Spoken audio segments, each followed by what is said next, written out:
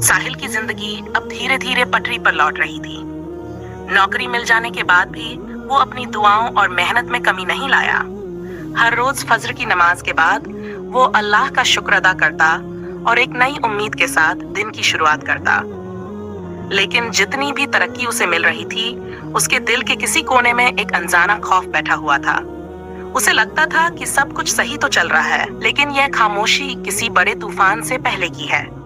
एक रात जब साहिल देर तक अपने काम में मशगूल था, उसकी माँ कमरे में आई। उनकी आंखों में चिंता थी, लेकिन उन्होंने इसे जाहिर नहीं किया। उन्होंने साहिल से कहा, बेटा, तुम इतनी मेहनत करते हो, लेकिन अपने आप को भी थोड़ा वक्त दिया करो। अल्लाह ने मेहनत का फल जरूर देना है, लेकिन हमें अपनी सेहत और आराम का भी ख्याल रखना चाहिए। साहिल ने मुस्कुराते हुए कहा, अम्मी, बस कुछ दिन और। मैं चाहता हूँ कि इस मेहनत का पूरा फल मिले और फिर हम सब आराम से जिंदगी बसर कर सकें। उसकी माँ ने दुआएं देकर उसे सोने का कहा और खुद अपने कमरे में चली गई। रात का सन्नाटा और साहिल की थकान उसे गहरी नींद में ले गई। अचानक रात के तीसरे पहर में उसे एक अजीब सपना आया।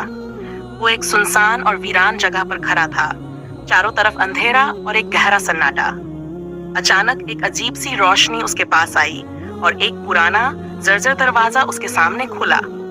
दरवाजे के पार एक काली छाया खड़ी थी, जिसने उसकी तरफ इशारा किया और धीमे से कहा, तेरी मेहनत का असल इम्तिहान अभी बाकी है।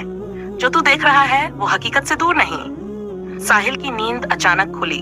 उसका दिल जोर जोर से धड़क रहा था और माथे पर पसीना था। उसने उठकर वजू किया और तहज्जुद की नमाज पढ़ी।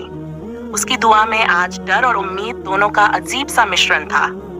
उसने अल्लाह से हिदायत मांगी कि जो कुछ भी हो वो उसका सामना सब्र और ईमान के साथ कर सके। अगले कुछ दिनों तक साहिल के साथ अजीब अजीब वाकयात होने लगे। पहले उसकी नौकरी में अचानक से कुछ मुश्किलें पैदा होने लगीं। जिन दोस्तों ने उसकी इज्जत करना शुरू की थी, वो एक एक करके उससे दूरी बनाने लगे। साहिल को लगने लगा कि उसकी तरक्की के पीछे छुपा हुआ कोई बड़ा इम्तिहान अब सामने आ रहा है। उसने उस बूढ़े मौलवी साहब को याद किया और उनसे मिलने मस्जिद गया। मौलवी साहब ने उसकी परेशानी सुनकर कहा, बेटा, ये दुनिया फानी है और इसके इम्तिहान खत्म नहीं होते। जब इंसान अल्लाह के करीब आता है तो शैतान उसे और ज्यादा आजमाने की कोशिश करता है, लेकिन याद रखो, सब्र करने वाले को अल्लाह कभी नाकाम नहीं करता। ये जो कुछ तुम्हारे साथ हो रहा है, ये तुम्हारी अजमत और ताकत को बढ़ाने के लिए है।